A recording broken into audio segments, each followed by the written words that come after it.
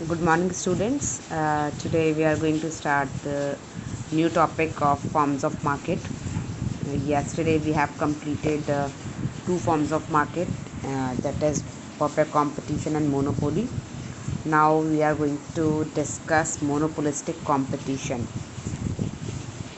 बेटा monopolistic competition market कौन से होते हैं? देखो, these are those market where there is a few big firms. मतलब ये एक ऐसे फॉर्म ऑफ मार्केट होते हैं जो इस मार्केट के अंदर जो बायर्स होते हैं वो तो बहुत सारे होते हैं, पर जो सेलर्स होते हैं वो थोड़े से होते हैं, मतलब बहुत ज़्यादा नहीं होते हैं. ठीक है. It is a form of market in which there are many seller of the product but the product of each seller is differentiated.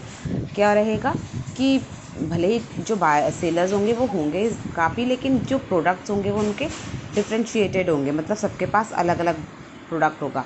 Means जो जॉनर होगा प्रोडक्ट का वो सेम रहेगा, बट क्या रहेगा कि अपने ब्रांड के बेसिस पर वो अलग अलग रहेंगे. जैसे मान लो टूथपेस्ट हो गया, तो कोई कोलगेट बेच रहा है, कोई बिना का, कोई बबूल बेच रहा है, कोई कुछ भी, कोई क्लोजअप बेच रहा है ना. तो इस टाइप से डिफ्रेंशिएटेड प्रोडक्ट्स को बेचते हैं. ठीक है. तो इसके फीचर्स क्या हैं? तो इसके फीचर्स हैं बेटा कि large number of buyer and seller, कि इसमें बहुत सारे बायर्स भी होते हैं, ख़रीदने वाले भी बहुत सारे हैं और सेलर्स भी बहुत सारे हैं. अब जैसे मार्केट में हम अगर जाते हैं, अगर हमें सपोज़ टूथपेस्ट, चलो टूथपेस्ट छोड़ो, हमें अगर कोल्ड ड्रिंक लेनी है, ठीक है, तो कोल्ड ड्रिंक जब हमें लेनी है तो क्या देखते हैं हम? कोल्ड ड्रिंक के बहुत सारे ब्रांड्स होते हैं. हम कंफ्यूज हो जाते हैं कि हमको पेप्सी लेनी है, हमें कोक लेनी है, हमें मिरिंडा लेना है, हमें थम्स अप लेना है, हमें क्या लेना है ना. तो क्या बोलते हैं हम इसमें कि बहुत सारे बायर्स भी होंगे और बहुत सारे सेलर्स भी होंगे. उसके बाद होता है आपका प्रोडक्ट डिफ्रेंसीशन. जो प्रोडक्ट होते हैं वो डिफ्रेंशिएटेड होते हैं एक दूसरे से, कि भाई जो कोक है वो कोक है, अगर किसी को कोक लेनी है तो वो माज़ा नहीं लेगा, या जो अगर कोई कोलगेट यूज़ करता है तो वो बबूल यूज़ नहीं करेगा. तो डिफ्रेंसीशन होता है ब्रांड्स के नेम पर. ठीक है. दूसरा होता है सेलिंग कॉस्ट. इसमें क्या होता है, जैसे परफेक्ट कंपटीशन में तो होमोजीनियस प्रोडक्ट होते हैं तो सबके रेट सेम होते हैं, लेकिन इसमें क्या होता है कि इसमें सेलिंग कॉस्ट होता है. सेलिंग कॉस्ट का मतलब क्या होता है कि जो कंपनी अपने ब्रांड का जितना ज़्यादा एडवर्टाइजमेंट करेगी उसके चांसेस उतने ज़्यादा बढ़ जाते हैं बिकने के. मतलब जैसे एक सिंपल सी बात है कि अगर हम टीवी में देखेंगे तो टीवी में कोलगेट का ऐड जितना ज़्यादा आता है, क्लोज़अप का ऐड जितना ज़्यादा आता है, हम अगर मार्केट में जाते हैं तो हमारे मुँह पे सीधे ये आता है कि हाँ हमें कोलगेट चाहिए, हमें क्लोज़अप चाहिए. उसके अगेंस्ट अगर हम देखेंगे तो बहुत कम लोग होंगे जो बोलते होंगे कि बिना का चाहिए, या फिर हमें मिसवाक चाहिए. क्यों? क्योंकि उसका ऐड बहुत ज़्यादा टीवी पे नहीं आता है. तो इसमें क्या होता है, मोनोपोलिस्टिक मार्केट में सेलिंग कॉस्ट भी लगती है, कि जितना ज़्यादा आप सेल करने के लिए कॉस्ट लगाओगे उतना ज़्यादा आपका प्रोडक्ट बिकेगा. उसके बाद होता है downward sloping demand curve. Downward sloping demand curve का मतलब क्या होता है? मतलब वही कि अगर आपने प्राइस ज़्यादा रखा तो आपकी डिमांड कम रहेगी, अगर आपने प्राइस कम रखा तो डिमांड ज़्यादा हो जाएगी. डाउनवर्ड स्लोपिंग डिमांड कर्व हो जाएगा, क्योंकि प्रोडक्ट ऑलमोस्ट सेम बिक रहे हैं मार्केट के अंदर. नॉन प्राइस कंपटीशन उसके बाद आता है. नॉन प्राइस कंपटीशन का मतलब क्या होता है कि सबका अपना अपना प्राइस होता है, अपने अपने ब्रांड्स होते हैं, तो इसमें प्राइस को लेकर कंपटीशन नहीं होता है कि भाई उसने इतने में बेचा है तो हम भी उतने में बेचें, या फिर हम कम में बेचें या ज़्यादा. जितना जो बेच रहा है वो उतने पर अपना सामान बेचेगा. ठीक है. नेक्स्ट होता है freedom of entry and exit. कोई भी फर्म इसमें कभी भी एंट्री हो सकती है किसी की भी, कभी भी एग्ज़िट हो सकती है. फ्रीडम होता है एंट्री और एग्ज़िट का. इसमें कोई ऐसा कुछ लीगल एंड वाइजे या लीगल कुछ फॉर्मेलिटीज़ नहीं होती है एंट्री और एग्ज़िट को लेके. दूसरा होता है lack of perfect mobility. Lack of perfect mobility का मतलब होता है कि आप अपने बिज़नेस को जहाँ कर रहे हो आप वहीं पर करते हो, इसको बार बार आपको मोबिलाइज़ करना थोड़ा डिफ़िकल्ट हो जाता है एक जगह से दूसरी जगह शिफ्ट करने के लिए. ठीक है. And lack of perfect knowledge. दूसरा क्या होता है कि इसमें बहुत अच्छे से नॉलेज भी नहीं होती है प्रोडक्ट की, कि कौन सा. अब जैसे हम ही हैं, अगर मेरे को अगर कोई पूछेगा कि क्लोज़अप अच्छा है या कोलगेट अच्छा है, तो मेरे को एकदम से इसके बारे में नहीं पता होगा कि कौन सा ज़्यादा अच्छा है ना. जो इजीली अवेलेबल हो जाएगा मैं वो ले लूँगी. तो वो परफेक्ट नॉलेज इसमें नहीं होती है. ठीक है. अब नेक्स्ट जो आता है आपका फॉर्म ऑफ मार्केट, वो होता है बेटा, नेक्स्ट फॉर्म ऑफ मार्केट जो है वो है आपका ओलिगोपोली फॉर्म ऑफ मार्केट. तो ओलिगोपोली फॉर्म ऑफ मार्केट में क्या होता है, इसमें फ्यू बिग फर्म्स होती हैं, मतलब थोड़ी सी 2-3 फर्म्स होंगी मगर वो बड़ी फर्म्स होंगी. ठीक है.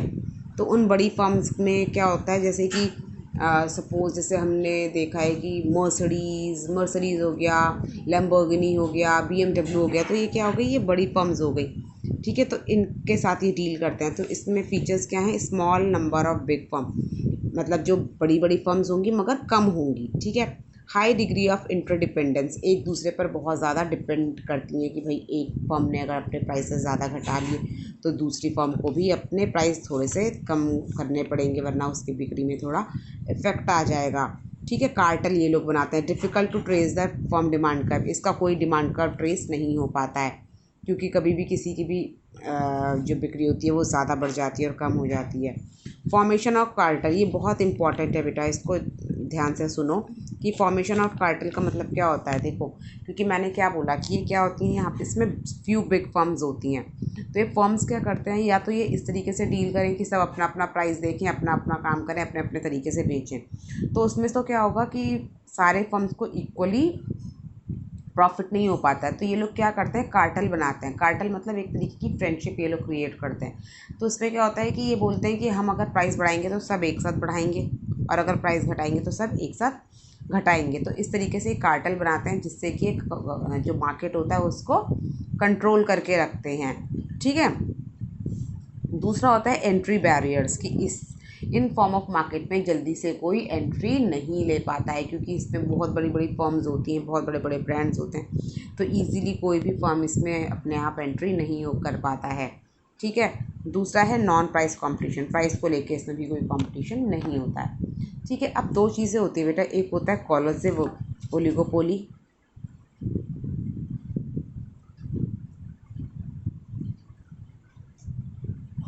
और एक होता है नॉन कोलिजिव ओलिगोपोली।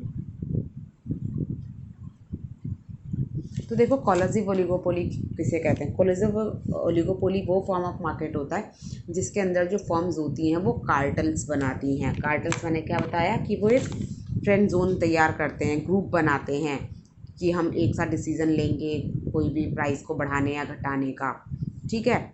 और नॉन कोलिजिव क्या होता है, जिसमें फर्म्स कार्टेल नहीं बनाती हैं, मतलब किसी भी तरीके का कोई ग्रुप क्रिएट नहीं करती हैं, ठीक है। तो यही है आपका, that is the last topic, that was the last topic of the chapter. You should revise this chapter as it is very important for board purpose, and if you are facing any problem you can ask and prepare the notes on the basis of the chapter. कुछ भी अगर ऐसा लगता है कि समझ में नहीं आ रहा है या कुछ कन्फ्यूज़न कहीं पर हो रहा है तो आप उस चीज़ को पूछ सकते हो, क्योंकि अगर रेगुलर क्लासेस होती थी तो आप लोग सामने से चीज़ें पूछते थे। अब अगर ये है कि अगर वीडियो देखकर अगर आपको कोई चीज़ें समझ में नहीं आ रही हैं तो आप वैसे भी क्लास का जो व्हाट्सएप ग्रुप है उसमें पूछ सकते हो, या फिर फ़ोन वगैरह पे कॉल पर पूछ सकते हो, क्योंकि बोर्ड्स अगर हमने देने हैं तो फिर उसमें कोई भी एक्सक्यूज़ नहीं चलेगा कि हमारी ऑनलाइन क्लासेस थी या रेगुलर क्लासेस थी या जो भी थी, तो उस चीज़ के लिए हमें प्रिपेयर करना ही है। Okay then, take care.